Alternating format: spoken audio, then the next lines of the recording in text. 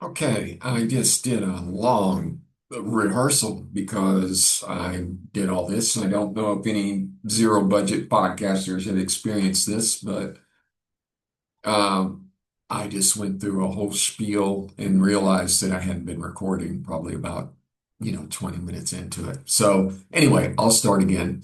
I am trying to launch my career as a writer. And part of that is I think I may win a literary contest for the novel that I'm working on now.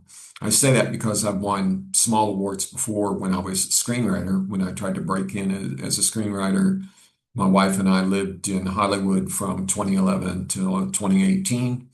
Neither one of us broke in. We did sell one screenplay on a dollar option.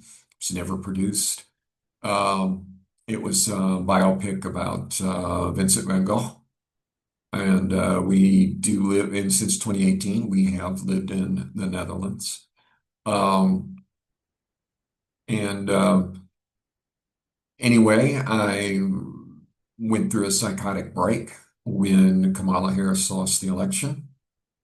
Which I guess I wasn't as strong as I thought I was. I think what got me was that I kind of believed in the back of my mind that Donald Trump was a psychopath. When we left in 2018, in August of 2017, I was kind of neutral about him because I thought he was a bit like a stand-up comedian, a performer, or whatever. But when he tacitly approved the murder of Heather Heyer by a Nazi in Charlottesville, Virginia, I wanted to leave the country. I thought of my father, and I thought he would have said something like, I don't want to die in this fucking country. So I was lucky because my wife is native Italian. She kind of, when she lived in London, she had had a job offer from a company in Amsterdam. And she always wondered, would her life been different? Kind of a sliding doors moment had she lived in Amsterdam. So we moved to Amsterdam and life took us to Utrecht for about 18 months. And now here we are in a lovely social housing flat in Rotterdam. Um, and we've had this flat since I was since my since just right after I turned 56, which was 4 years ago. So we've had this flat since 2022. It's lovely, lovely social housing flat. One bath, two bedrooms, fifth floor of a nine-story tower that overlooks the Rotte River. So it's nice, coolest place I've ever lived. But that being said, I want to help her pay the bills. And if I'm going to do that, this is how I'm going to do it because I'm not really fit for a regular job. My mind doesn't work that way. I just don't care. I want to write and I want to help other people the best I can. So, that being said, I'm very thankful that I was able to spend 18 years as a police officer, ordinary beat cop for the city of Dallas, Texas. And on the education front, I have my bachelor's in psychology and half of a master's degree in clinical psychology until I was kicked out of that program. Um, and I don't, and I'm glad I was. It was very fortunate that I was. And then the city of Dallas reimbursed 80% of my tuition so I could get my master's degree in humanities aesthetics with an emphasis in writing from the University of Texas at Dallas. And I was just very fortunate because everything I wanted to study there regarding writing, they had. I wanted to study short stories, novels, and screenplays, and performing as a one-man act. Uh, and I studied all that stuff in graduate school. So I'm very thankful for it. And I'm thankful for the city of Dallas for the opportunity they provide uh, police officers to continue their education. I think the more education one has, the more they are in touch with their own humanity and the shared humanity of other human beings. Um, and uh, that's for context. What I'm doing here specifically with this podcast, which is called Open Letter to Ordinary Human Beings, is I'm using it as more of a ham-fisted direct approach to try to launch my literary career. I want to land a literary agent. Um, and I want to that end, I'm entering a contest from Book Pipeline. Uh, I'm entering the 2026 Book Pipeline Unpublished contest. And it doesn't pay that much, but if I win my category, which is going to be literary fiction, I'm hoping it'll land me a literary agent. I have one novel down. It's not about 94,000 words. It's a literary fiction, which is a fictionalized memoir. And it's called Born to Play the Fool. And I stopped what I was working on after the execution in the street of Minneapolis of the uh, peaceful witness and protester Renee Nicole Good. And the title of the book I'm working on now, since I gave up the one on the American poet Robert Lowell, I'm going to another American poet. And the book is called She Went There to Witness, a fictional tribute to the American poet Renee Nicole Good. And I know that a lot of you are busy, so it may be easier for you to listen on Spotify as you're out, as you're cleaning dishes or out walking your dog or whatever. You can listen, and if something doesn't ring true, or if you've got a note, you listen and say, "Yeah, man, keep going." Whatever you think is cool and appropriate, I trust your judgment. Um, So I'm going to also online on Facebook and Instagram and LinkedIn, I'm going to post links to this so that you may listen to the first. It's technically 5,097 words, which is okay. They say it's cool if you go over a little bit to finish a thought. And this also, for those of you who are fans of David Foster Wallace, which I am, I don't recommend trying to copy anyone's style. I'm not trying to do that. But I decided when I was writing this that I wanted to use footnotes a little different from the way David Foster Wallace used them in Infinite Jest. I want to use them rather than have to go all the way to the end of the book to kind of see the footnote, read the footnote. My footnotes are just going to be at the end of each mindscape. And I call my chapters mindscapes instead of chapters, not just to sound highfalutin, but because chapter to me doesn't mean anything, but mindscape does. I want to evoke this intimate feeling of kind of a mind-to-mind connection from one person, one ordinary human being to another ordinary human being, because I think we need that. So anyway, Mindscape 1. She went there to witness. Then the blinding light stopped time itself. It was an overload of pure energy that flattened time so that it may be read like a three-dimensional picture book. It is the final revelation to all conscious beings. Time does not exist. Footnote 1 was the bit that I told you about Mindscape 1, that I used the word Mindscape instead of chapters. I was a little disappointed to read when I was reading Marina Abramovich's 2016 memoir, Walk Through Walls.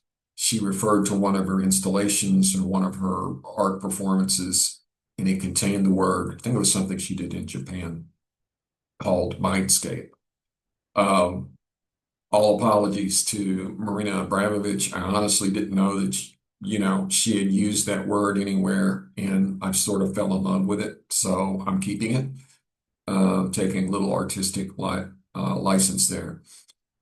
Time does not exist. That comes from Marina Abramovich. I took her BBC Maestro online course about the art of being present, which is what I'm trying to do now, trying to be present with you. She remembered that Marina Abramovich told her time does not exist. And then Marina said, breathe in, you're alive. Breathe out, you're dead. And we have a dinkus. Funny word, dinkus. All it is these three little apostrophes in the middle that's offset by a little blank, little white space. I like it because I spent about 30 years trying to break in as a screenwriter and failed, even though I won some small contests. And what it does, if you're a novelist, it gives you a little bit of white space that you could stay in the mindscape, but it's like you're going to a different place within the mindscape, a different scene. If you were in a screenplay, and if it were music, it's like we're getting to a different movement in the symphony. You, the American poet Renee Nicole Good, are with Marina Abramovich now, and we are in the present tense.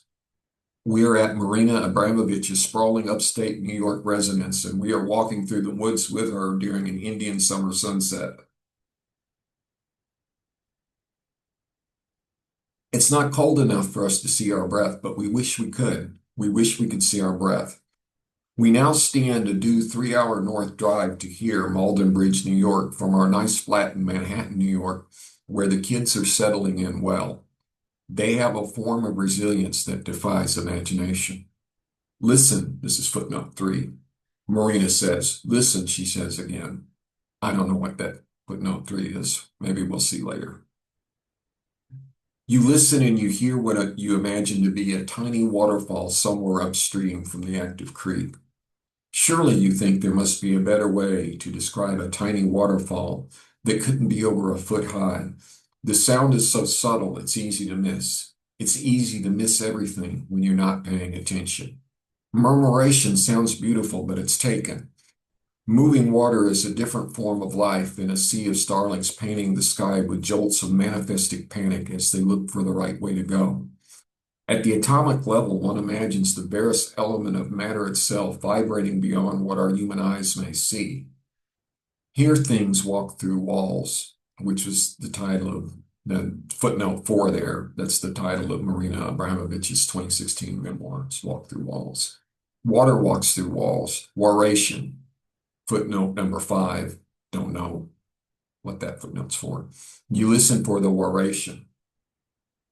It's there an eighth octave above, footnote number 6. Little research I did, giant waterfalls like Niagara Falls roar, and they register when you hear it a bit lower than all the other sound, ambient sound that's around there. Whereas a tiny waterfall registers a bit higher than the other ambient sound. This is why I created this word waration to describe that phenomenon of the tiny waterfall sounding at a higher pitch. Water rises, water falls, water hits rocks, and you hear the waration. You don't hear watration, you hear waration. You look at Marina Abramovich and you instantly appreciate her patience. She has been marveling at your face since you created a new word. You know that it is very likely that no one else shall ever recognize the word you created, but in this timeless place, where time does not exist, whether any other human being knows something or not, does not matter. Here things just are. Whatever your DNA is now in this timeless place, you know that Marina knows who you are and why you are here. And you know you will have to go once she answers that question. You know that she knows this too. You know that you may stay here forever. You want to, but you won't. How do you like the sound of the word waration, you ask her? Does it have anything to do with war? No, I think it's the sound made when water hits the rocks after falling for a foot or less in a stream like this. You jet your head to indicate Kinderhook Creek. Marina closes her eyes and listens to Kinderhook Creek. With her eyes still closed, she says, Waration seems to suit the sound in your native language. It has a softness and a hardness about it that hits your ear in the reversed order you would respect. You close your eyes and listen too, then you say, yeah, I know. All I see is red. You open your eyes and you realize that you don't remember what Marina was wearing before. But now she is in a blood red robe like a 14th century Franciscan monk, but without a hood. She does not hide her face. Marina points at the creek and says, "Before I knew its proper name, I used to call this 7 Meter Creek because that's how wide it is at its widest point, which is where we are standing now. Is it wise to judge a creek by how wide it is?" I wasn't judging it. I was citing an observation using Euclidean logic. You look at nearby trees and you muse aloud. It looks like you could run a nice little zip line over it about 60 meters apart. And you point to two trees on each side of the creek bank that are offset by an angle that is close to 45 degrees. Is that what you want? Yes, I want to move a bit. Okay, okay. Then we have a dinkus, the white space, and we resume here. You smile as you adjust your bicycle helmet and strap into a zipline harness. Part of you knows that the helmet is a bit of kabuki theater, but you don't care. You stop over the creek for a moment, conscious that the zipline has been made so that people may stop in the middle of their journey to reflect. You stay suspended over the creek, and you wait to hear another oration before releasing the line brake and continuing to the end of the ride. You hear it and you wonder what causes the variation in sound. What bit of silt was extracted from the creek bed, and where is it going now? White space, dinkus, white space. We resume. You open your eyes to discover you are standing on the ground at the end of the zip line, and you are dressed in a bright yellow outfit that matches Marina's design, but not its blood red color. Marina is hugging an eastern cottonwood tree that is approximately 8 feet in diameter. The right cheek of her face rests against the relatively smooth bark, and you have a choice to make. You may either follow your gut and hug Marina from behind and collect the energy from her as well as the tree and all the energy connected to the tree, or you may position yourself 180 degrees across from her and hug the tree from the other side, which may engulf the local area with a more balanced distribution of energy. After a few heartbeats of consideration, you decide that symmetry is overrated, and you opt to manifest the largest amount of energy you might, if there is such a thing as energy that exists beyond matter itself. And you position yourself asymmetrically from behind Marina Abramovich, because you know what it feels like to get slapped too. Footnote 7.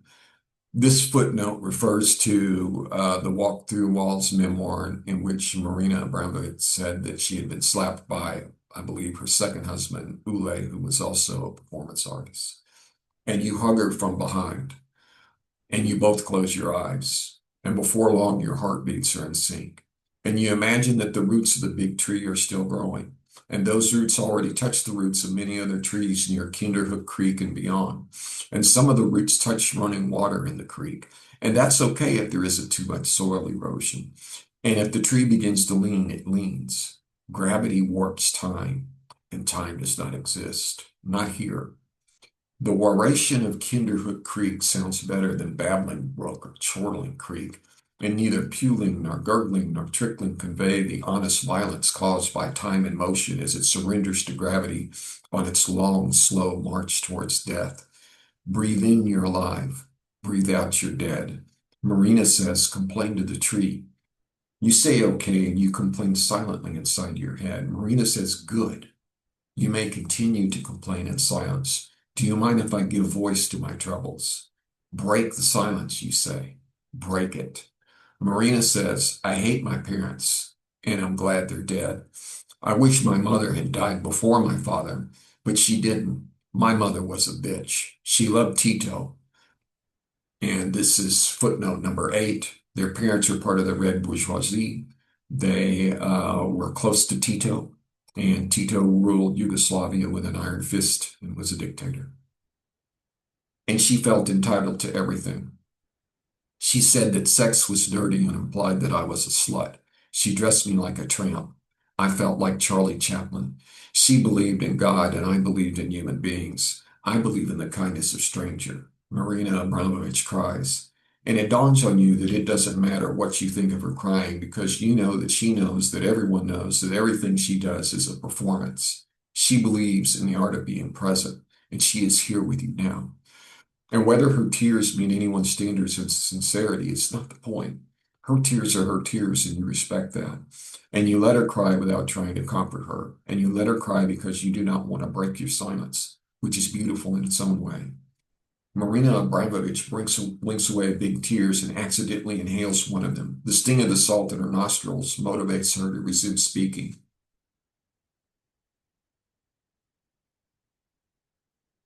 My father lived long enough to hate himself, and I loved him for that. Some angry young man during the Balkan Wars in the 90s called him Tito's puppet and cursed him to hell for being one of the hated red bourgeoisie. These words are stupid and they don't mean anything. Communists, capitalists, bourgeoisie, they don't mean anything. Cancer took him slowly and then finally ate away his brain. He hated himself so much by the time he took his last breath that everyone who loved him was happy to see him go. She convulses spasmodic tears as children sometimes do when they wail the death of a father.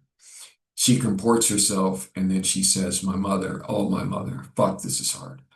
I hated my mother up until the last year or so of her life, as she wasted away in a shitty hospital in Belgrade. She never complained. At least she never complained about being uncomfortable in the hospital. She always complained about me to my face. She hated my art.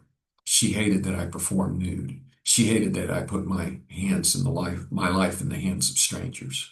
She hated that uh, my life depended on the kindness of strangers. No one can hate you like your mother. She hated how I thought. She hated me. She hated my like-minded friends. She hated my audience. I imagine that she regarded my audience to be suckers who either wanted to see me raped, murdered, or humiliated. Some did. Undoubtedly, there exist heartless people who are amused by the pain of others. You watch her as she looks up and takes in the height of the tree with the skill of an arborist. She knows that the tree is 40 meters tall, and this eastern cottonwood is old enough to have ceased to grow vertically. Any future growth shall be in its girth. Marina presses her right cheek against the tree again and resumes complaining to it. One of the two times I ever saw my mother smile was when my father's second wife died. She was much younger than my father, but she died anyway, way too young. And my mother thought it was the funniest thing in the world. We shared a laugh about that. Someone said that only the good die young, but I'm not too sure about that regarding my father's wife. Good, you think. Good. I'm not good, but I want to be. At least I am young. Renee Nicole Good. I am young. Marina says to the tree as she hugs it, and my brother is an asshole, a drunk, worthless asshole. He showed up to our mother's funeral drunk and an hour late, and we didn't speak for years. And he was part of the family that saw no need to ever contact me if someone from our family died. I don't know what he thought about me, if he thinks about me at all. I don't know who raised his daughter, Ivana, but she is brilliant. She is a nuclear physicist at MIT. I see her from time to time.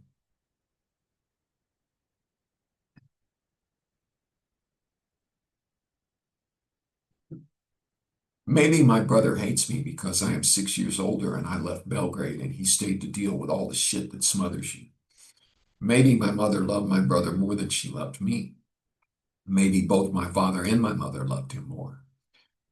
From the time shortly after I was born until I was 6, I lived with my maternal grandmother, who was wonderful to me. And sometimes I think I was made to move in with my parents so that I could be free labor to help raise my little brother. I loved him when I was little. How could I not? But now as we talk, dear old tree, she hugs the tree tighter. Now as we talk, I can see that all my love was needed but wasted. Maybe I ought not to have said all that awful shit about my brother. I don't know. Marina Abramovich sighs and closes her eyes, and tears stream down her cheeks. You clear your throat and start complaining to the tree. I don't know if hate is the right word for what I feel, you say, but the father of my baby boy Emerson, may or may not have died by suicide. He was my second husband, and we split and it was peaceful. And I think he committed suicide in 2023. So I think of him as being something like collateral damage of COVID, but I'm not sure. But when I close my eyes, you, Renee, Nicole, good, close your eyes. I can see him hanging dead from autoerotic asphyxiation with a clear, cheap, dry cleaning bag over his stupid, bloated, and blue face, his chipped front tooth showing through an agnostic, non-committal, inscrutable face, his red hair that he mocked with 1,000 ginger jokes as he deluded himself into thinking he was a stand-up comedian. And I imagine he wore his thick government-issued prescription eyeglasses that were once bracketed by his furrowed eyebrows as he piloted a drone over a war zone in Afghanistan or Iraq, but he never really talked about it other than to tease me. And I imagine him committing suicide in his shower. And I imagine him strapping a leather belt over the plumbing that was connected to the shower and fucking it up the first time. And I imagine him trying again after taking a bottle full of Benadryl to make him sleep while he jacked off with a dry cleaning bag duct taped over his head. And I imagine him coming and then dying about 30 seconds later, as if right on cue to respect a director's final notes on a second take.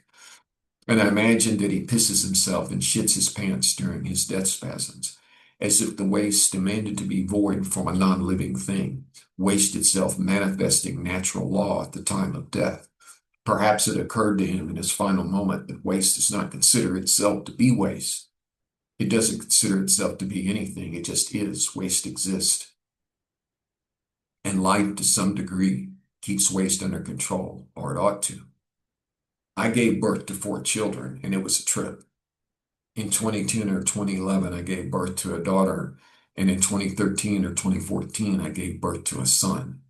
They're both great kids and live with their father, who was my first husband, in Colorado. We split in 2016. Shit happens. Billions of women have birthed billions of babies. For me, the experience was so alien that nothing could prepare me for it. Not really.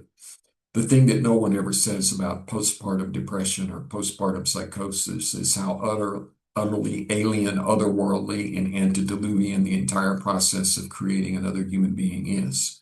It freaks me out. And every woman seems to have an entirely different experience in general and in particular. I try to be rational and think about the moment of conception right on through cutting the umbilical cord, and I discovered that the lizard part of my brain does not give a fuck about my effort to be reasonable. I mean, I am a Christian. Others would probably define me as a New Age Christian or whatever, but I know what I believe and I am comfortable with it. I've gone to missions overseas to share my faith as a Presbyterian, and a lot of folks in Northern Ireland do not give a fuck about any kind of Protestant, which is what I am in their Catholic eyes. The Troubles. 9 presidents of the United States of America, from Andrew Jackson through Donald Trump, have at one time publicly acknowledged that they were Presbyterian. And 2 presidents, Abraham Lincoln and Rutherford B. Hayes, regularly attended Presbyterian churches, though neither one of them publicly declared themselves as a Presbyterian. The only faith with more U.S. presidents is Episcopalian, which has 11. So I imagine my mindset to comport somewhat with the powers that be regarding a core worldview in terms of God-given justice, Christ-given compassion, and the empathy of connecting from one human being to another through the grace of the Holy Ghost. I'm fully prepared to die for my country with a clear conscience. I know who I am. To be clear, I think that everyone is created equal and that we are all on our own spiritual journey. I do not give a fuck if you believe what I believe. That's not the point. The point is that I believe faith, like everything else, evolves. And I believe that the founding fathers of the United States of America believed that too. I believe that language itself had not evolved enough for many of the founding fathers to call themselves what we would call them today. Today, we would call them agnostic. In their times, they were called deist. And deists said that they believed that God did create the universe, but once he created it, he let mankind decide what happened next. And this was a worldview of the brightest minds humanity had to offer during the Age of Reason that roughly spanned from the 17th century through the early 9th century with the end of the Napoleonic Wars. Leave it to a fascist to end the Age of Reason. And I've told you that I gave birth to my first two children, and I haven't talked about my third child because it's hard. You catch your breath and you look up at the tree, and then you look directly at Marina. She looks back at you and you stare at each other in silence for a long time. You consciously effectuate the sensation of your head to hurt because you want it to hurt, but it doesn't really. You don't feel anything other than a memory of what pain felt like. And the memory of what pain feels like is the ghost of pain. You feel the ghost of pain as you silently stare into Marina Abramovich's eyes. You blink away your tears and your head hurts, even if it is the ghost of pain. And you resume complaining to the tree. My third child was a little girl we named Emily. Footnote number 9. This is why this is literary fiction more than anything else. I don't know if I dreamt this, if it were a daydream or what, but I thought that I had read online that she had a little girl that she gave birth to that only lived for 5 hours. I slept on it the next day. I couldn't find any evidence of that online. So that's what my footnote says here. I'm going with the artistic license here, and I'm giving myself permission to be an artist. And with all due respect to Renee Nicole Good, I think she would understand what I'm doing here. I hope so. I hope we're friends and family understand what I'm doing here. And it's really hard to fall in love with someone you've only known for 5 hours. I mean, I know our bodies have been hardwired to protect our offspring. So all the correct neurotransmitters were hitting their marks when I held little M. And I close my eyes now and I can't really tell you if I ever gave birth to her at all and if her tiny grave is just poetic license. I think it may have been a form of postpartum psychosis that I believe may hit any mother at any time, even decades or damn near a lifetime after giving birth. And I imagine that postpartum psychosis may manifest at any given time for any given child, for any given circumstance. Our kids drive us crazy in the most painful and direct ways because they know that we know that we know that we both know nothing. Round golden moments ring in deft tones. Blank space, dinkus, blank space. Dissonance in a war zone, and this is now where this place exists, but where you exist is in the past in terms of relativity. You can't hear because you have a slight concussion because a mortar landed nearby and you're glad you're wearing your press helmet. Gravity has warped time and you have found a way to exploit that distortion. And you are still you, but you are Emily too. And in this dimension, your body, the body you find yourself just turned 32 years old. And you have a decade of field experience as a journalist, both within video content and in the old-fashioned print medium. You know what fresh ink off an active big American city rotary press feels like. You know what it's like to win a Pulitzer Prize before you hit 30. And you don't give a fuck what you look like when your hazel eyes hit the camera. You are just telling one person you love at the other end of the transmission what's happening right now. And you do it in a way that elevates everyone's humanity. You do this because it is the right thing to do. And damn few may do what you do. You look through the camera lens and telepathically say hello to all the new friends you are making in this moment. After a decade of peace, Gaza has once again been reduced to rubble. And your mind drifts as you remember the ghost of a sound of the high-pitched ringing when the mortar shell exploded nearby moments ago. And you really don't want to die on air, but if you do, you'll die doing what you love. Blank space, dinkus, blank space. In the dark, you are connected to your heartbeat, and your breathing is good too. You can breathe. You hear Marina Abramovich's voice. You can go if you like. You don't have to stay here. No, that's okay. I want to stay here. I like this place. You open your eyes, make eye contact, and hug the tree hard. And you say, look at me, I'm hugging a tree. Marina returns your smile. You say, I know this sounds absurd because it is absurd at a molecular level. But when I tell you I can feel my tree communicating with other trees nearby, near and far, an interconnecting network of their roots, depending on where they touch and what they touch after they touch, I mean it. I know my tree is listening to me and it is talking to other trees and they are talking back to me in a hive mind that much wisdom collected in nature against the odds of an indifferent universe isn't easy to ignore. And I know that the trees communicate to me in a way that I will only understand when I am asleep so that I may access my unconscious. I mean, if a Christian like me can evolve to also be a Freudian, then what hope does humanity have? What are we if we cannot love Christ and love human beings too? I'm a Presbyterian, for fuck's sake. I not I ought not to feel alienated by my own countrymen. Nothing prepared me for the pandemic of light. I find sight blind sight.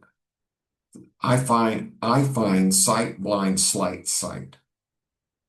It is into ends and tin tides, and it winks inside bright lights. Inside eyes I sigh, see I sigh. High piss hits high. In stiff ends pricks Bible tits I sigh, see. Lie in slight sink in this white light. Blank space, dinkus, blank space. Silver and gold fireworks blot out the stars in upstate New York like a climax of a Gatsby party. The silver peppers of the stars are rendered insignificant while one looks on in wonder at explosions in the cold and clear nightscape. You are lost in the light show, as Marina Abramovich says. I don't like to use fire in my work unless there is danger of being burned. Yes, you say. Yes, I get that. She sees the reflection of fireworks in your eyes and says, what's going on in front of your eyes is nothing compared to what is going on behind them. This is the work, you think, and work is a good thing. But you want to take a break and watch the fireworks, so you say, I know I have a constellation between my ears, a galaxy, a universe. I want to smell the black powder transform to bittersweet afterthought of sulfur and matchsticks. I want to imagine little matchstick men's heads bursting into flames, and then I want to see them from a low-angle shot, dancing an armless river dance of Irish step dancing to the fire in the sky. And everywhere they dance, one of them starts a fire and another one of them stomps on the fire to put it out. And this endless cycle feels very familiar. Blank space, dinkus, blank space. From the fireworks lit nightscape, you are back in the twilight of a cold, clear night in upstate New York, and you resume your complaint to the tree. You blink away a tear and you ask again, how can you fall in love with someone you knew for only 5 hours? Is love a timeless thing too? You ask the tree. May someone see something in a moment when things are at their worst and imagine how things would have been with them when things were better. How about things look perfect or close to perfect?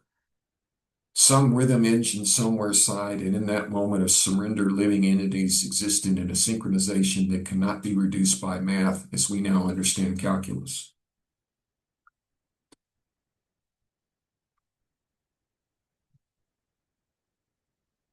You know that light is both a particle and a wave, but the kind of moments you're thinking about now transcend time beyond how we sense it as it is warped by gravity.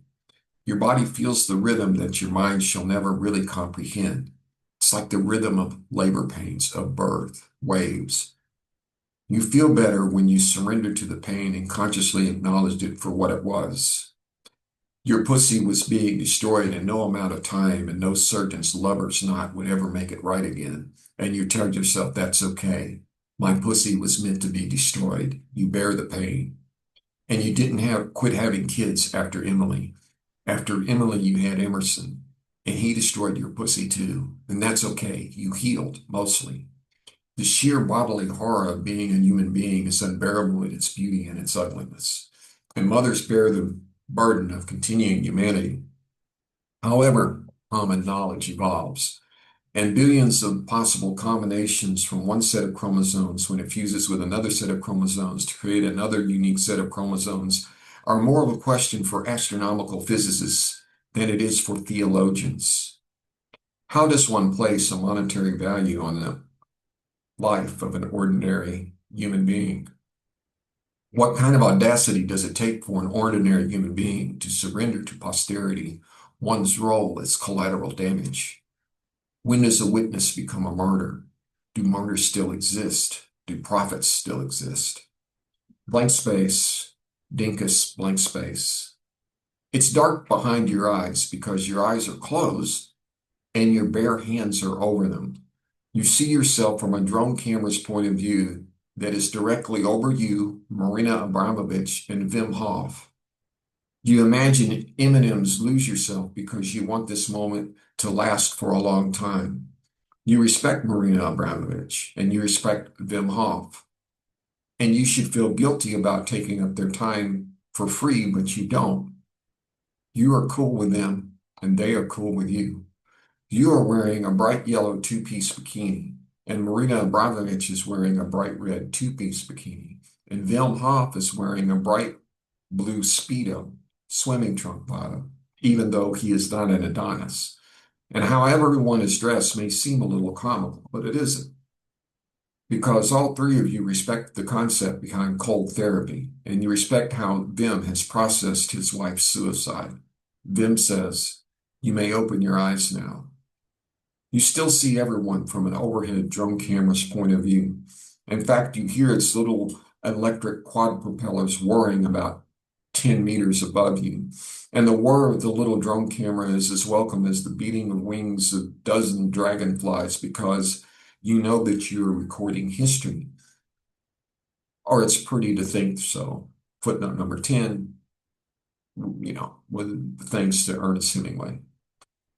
And the drone camera is capturing images of all three of you sitting on a frozen lake somewhere in Finland, where the ice is sufficiently thick and safe to sit on near twilight in mid to late October.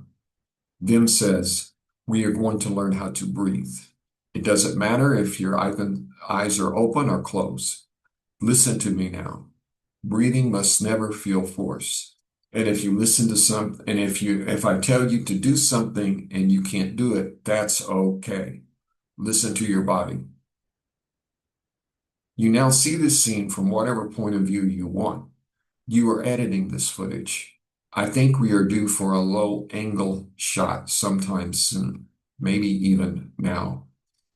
You keep your eyes open because it feels like the right thing to do, since Wim Hof respectfully changes eye contact between you, Renee Nicole Good, and Marina Abramovich. He changes to whom he focuses his attention in an honest rhythm. You're collecting mentors along your journey now, and these two will stick with you all the way to the end. This dawns on you and it makes you smile. And if the list of guest stars ends here, you would be cool with that. Wim says this technique may cause lightheaded or dizziness. If you feel you're going to pass out, remain calm and calm yourself down by breathing as slowly and gently as possible. If you panic, let your body remember how you slept as a baby. Remember how you were before you became who you are now. Remember that you were born innocent, as all innocent predators are in the animal kingdom. Man is the ultimate predator, but a man may not exist without a mother giving birth. It's a debt that we all know, but we never talk about. Remember that your mother used to watch you as you slept. And remember that your mother may have very well suffered from a postpartum psychosis, and she may have resisted the urge to murder you in your sleep. And forgive her if she thought that murdering you while you were still innocent would save your soul. And that's it. I appreciate your patience. I sincerely appreciate your time. And I'm going to cut this thing off here. Whatever you're doing, I hope you're enjoying it, and best of luck with everything. Take care.